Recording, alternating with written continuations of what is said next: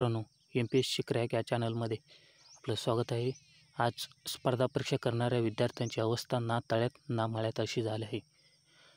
राज्यामध्ये 2 लाखाच्या वर जागा रिक्त असूनसुद्धा सरकारने जागा भरत नाही आणि करोना येण्याच्या अगोदर जे युवक जॉब करत होते किंवा स्पर्धा परीक्षा होईल या आशेने आलेले त्यांनी जॉब सोडून त्यांनीसुद्धा स्पर्धा परीक्षेच्या मार्गाला लागले.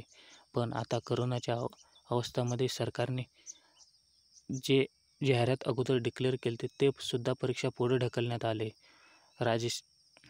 तसेच आता नवीन जाहिरातसुद्धा येत नाहीत.